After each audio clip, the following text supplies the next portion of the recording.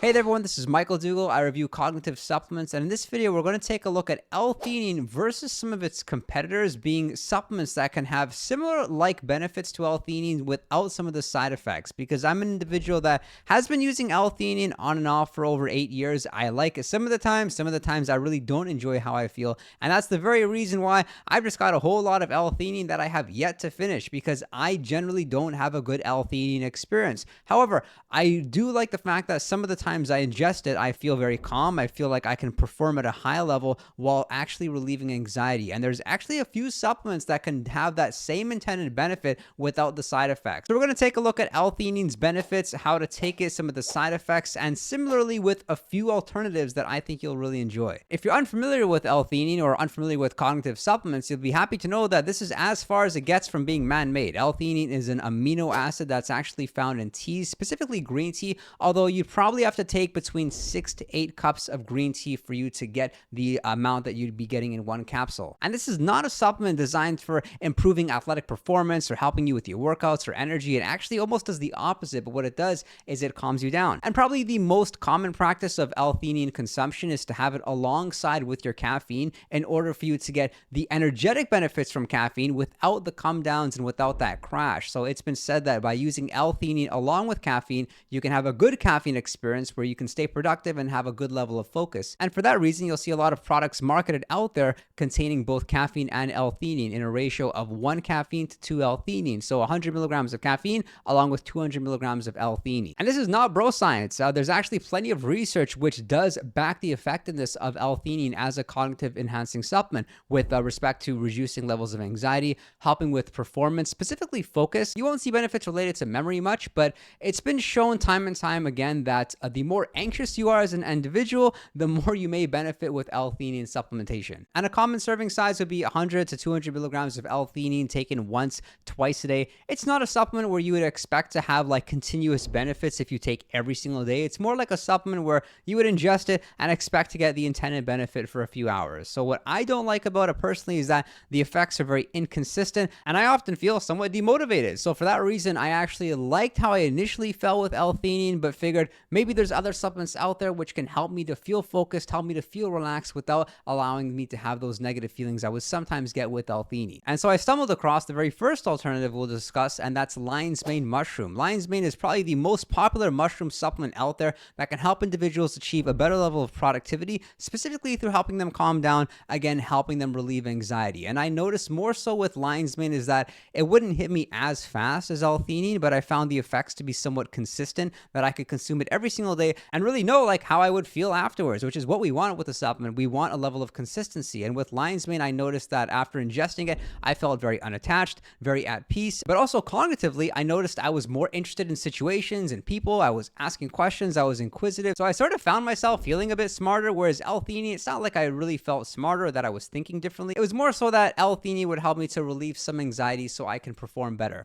Lion's mane, you kind of feel like a different person, but only in a good way, because you have this like newfound courage to go ahead and approach things because you're interested in them in the first place. When some individuals don't notice the benefits as pronounced as I do with lion's mane, but I absolutely love it. It does go into my top 5 nootropics, and I've talked more about lion's mane mushroom in this video over here. The serving sizes are going to be 500 milligrams taken once to twice a day, and it's been my experience that the type of lion's mane does actually matter. My favorite being the 8-to-1 dual extract you'll find from Nootropics Depot. And the side effects of lion's mane are most commonly demotivation. People feel a bit relaxed, though I'm not one of those individuals because I use lion's mane along with some other nootropics which helps to increase my dopamine levels, help me to keep motivated. So I enjoyed the overall lion's mane experience. The only thing perhaps you can say superior about L-Theanine versus lion's mane is that L-Theanine is definitely more noticeable, or that's my experience. After you take 100 milligrams to 200 milligrams of L-Theanine, you should feel something, whereas lion's mane is just so subtle that unless you have like a really objective way of measuring it, or you're somebody that's just very aware of your state, you may not notice it working. And it did take me a bit of time for me to actually realize exactly what lion's mane was doing for me. The second alternative to L-Theanine is Bacopa monnieri.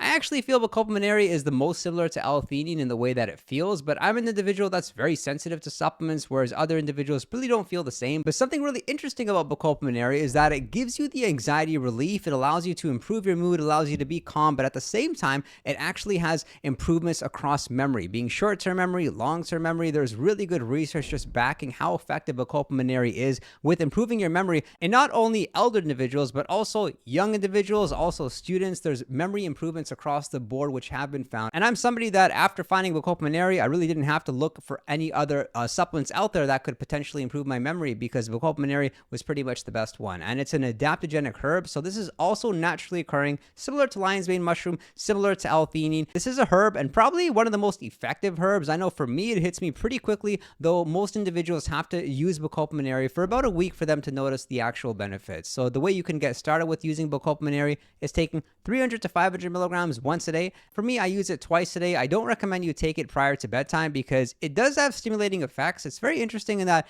it calms you down, it centers you, but at the same time, you get this little boost of alertness. And with that boost of alertness comes some focus. So for that reason, I personally don't take it before bed. Whereas with lion's mane mushroom and L-Theanine, some individuals do actually take it before bed to feel in a more calm state and help them to be relaxed. But that's why Bacopaminary is pretty interesting. Although with Bacopaminary, I think it's really demotivating compared to lion's mane and compared to L-Theanine. Although I do like the fact that it's certainly more consistent than L-Theanine, that you can ingest Bacopaminary and pretty much know how you're responding to it. I'm somebody that only likes using Bacopaminary like in the early afternoon or late afternoon when I feel fatigue, when I actually need to use it, because I know if I use Bacopaminary first thing in the morning, I will feel a bit sluggish and a little bit tired. And you're probably seeing this pattern here that all these supplements can be somewhat demotivating, but that's what you'd expect because these are supplements that individuals are going to use for them to relieve levels of anxiety and help them to be calm. They're not like supplements which can potentially increase your dopamine levels and help you be more productive and have focus and have ambition. Although you might get that benefit if you're one of the lucky individuals. And the third alternative to L-Theanine consumption would be using ashwagandha, which is known as the king of herbs. It's been around for centuries,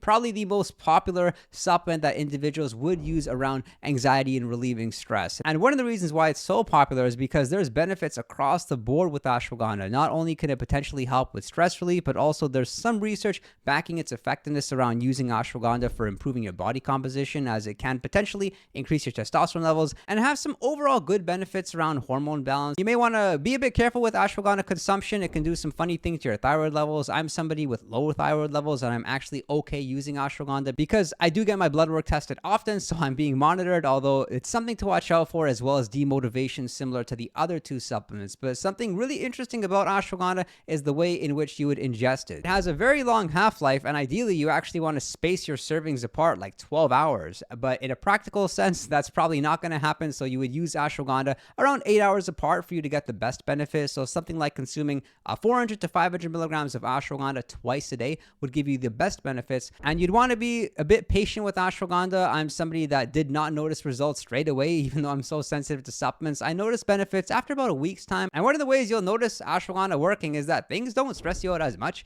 And you'll find yourself not get irritable so easily. Like I stopped using ashwagandha just recently, or just using it like once a day casually. And I noticed I was way more irritable. Things which were bothering me should definitely not have. And so that's one of the indicators that ashwagandha was definitely doing something for me. You'll be in a better state. You got to watch out for demotivation here. So a common practice is actually using ashwagandha along with caffeine, just like how a lot of people are doing with L-Theanine. Although if I was to rank these four supplements, the rank from best to worst, not that the worst is that bad, and my favorite would be lion's mane mushroom. My second favorite would be Bacopaminary, followed by ashwagandha, and then L-Theanine. So L-Theanine I'll use here and there, not every day, whereas the first three supplements I've been using every single day for quite a bit of time, and I do recommend that you cycle off these supplements here and there to make sure that you're not building any sort of tolerance, which I've talked about more amongst my many videos out there. So if you did find the video informative, make sure to subscribe, drop a like. If you do want to chat with me one-on-one, you can do so over on Patreon. And be sure to visit our Discord server, which has a 24/7 chat room where we're answering questions in a time-sensitive fashion. I thank you for your support, and I look forward to seeing you next time.